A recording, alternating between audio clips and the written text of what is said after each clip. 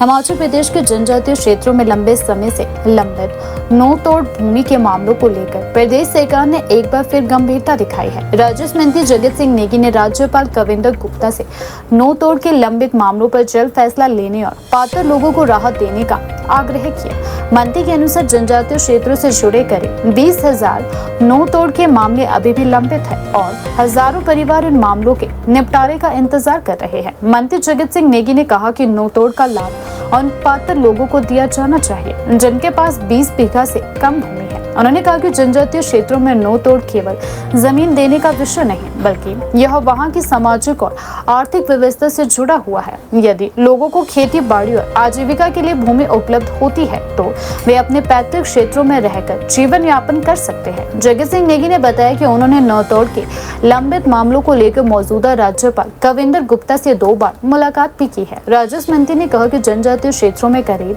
20,000 no तोड़ के मामले लंबित हैं। लंबे समय से मामलों का निपटारा नहीं होने के कारण पात्र परिवारों को परेशानियों का सामना भी करना पड़ रहा है। जगत सिंह नेगी ने कहा कि नो तोड़ की मंजूरी मिलने से वर्तमान में बंजर या अनुपयोगी पड़ी भूमि को आबाद करने का रास्ता खुलेगा। इससे जनजातीय क्षेत्रों में खेती बाड़ी और ग्रामीण अर्थव्यवस्था को बढ़ावा मिल सकता है। उन्होंने कहा कि जब लोगों को अपनी भूमि पर खेती करने का अवसर मिलेगा तो गाँव में आर्थिक गतिविधियां भी बढ़ेगी। राजस्व मंत्री ने नो तोड़ को जनजातीय क्षेत्रों में होने वाले पलायन से भी जोड़ते हुए कहा कि यदि लोगों को अपने गांव में खेती और आजीविका के प्राप्त साधन मिलते हैं तो उन्हें रोजगार की तलाश में दूसरे क्षेत्रों की ओर जाने की जरूरत कम होगी।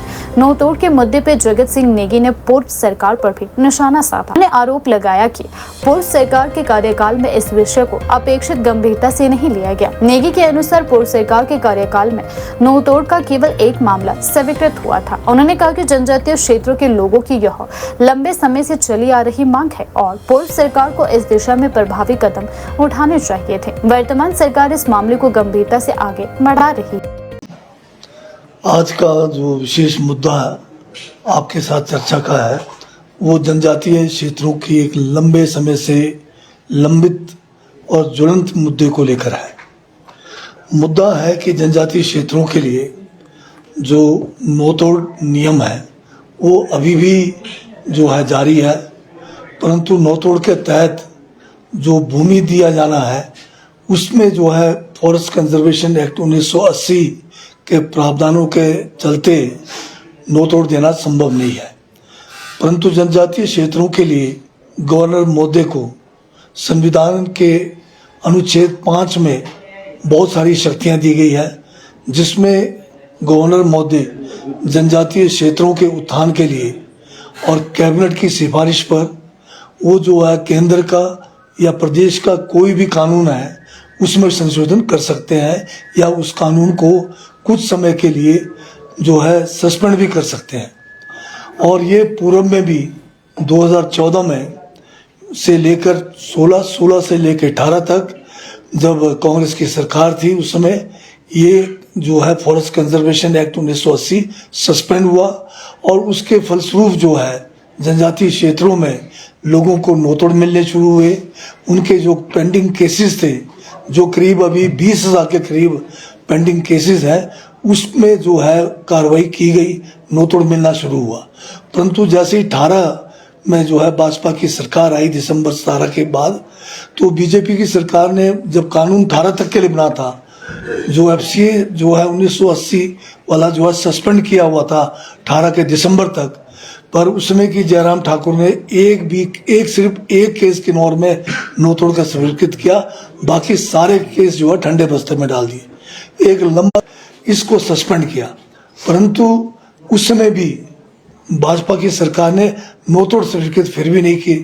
अब ये अलग बात है कि ये उनकी संकीर्ण विचारधारा रही क्या रही, जबकि कानून था उनके पास फिर भी नहीं किया।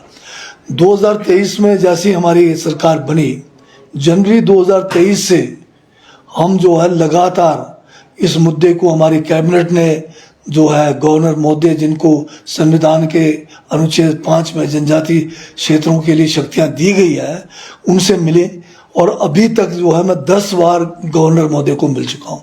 8 बार पूर्व में जो गवर्नर साहब थे उनसे मिला, मेरे अलावा जनजातीय क्षेत्र के दोनों विधायक, जिसमें भाजपा के विधायक भी शामिल थे, एक मर्तबा वो भी मिले, और जनजातीय सलाहकार परिषद के जो सदस्य थे वो भी मेरे नेतृत्व में मिले। परंतु पूर्व गवर्नर ने 8 हम मिलने के बावजूद, अपनी याचिका रखने के बावजूद के लोगों के साथ न्याय नहीं किया। वर्तमान गवर्नर साहब से अब मैं जो है पिछले कल दोबारा मिला, इससे पूर्व एक बार पहले मिला था, और कल दोबारा गवर्नर साहब से महोदय से मिला, और उनको फिर मैंने सारी वस्तुस्थिति से अवगत कराया। अभी उन्होंने मुझे जो है आश्वासन दिया है कि जो भी इसमें कार्रवाई करनी है तुरंत अधिकारियों की बैठक बुलाकर शीघ्र फैसला करने का उन्होंने आश्वासन दिया है। मेरा ये कहना है कि अगर हमने ये नौतोड़ जनजातीय क्षेत्रों में, खासकर बॉर्डर एरियाज है हमारे, जहाँ से पलायन हो रहा है, जहाँ की सारी भूमि जो है बंजर पड़ी हुई है, अगर ये भूमि हमने आवंटित किया होता तो आज से 3 साल बाद जो है उनमें फल भी आगे होते। लोग वहाँ मेहनती है, वो अपने जो है कमाई जो है बढ़िया कर सकते थे, आर्थिकी को सुदृढ़ कर सकते थे।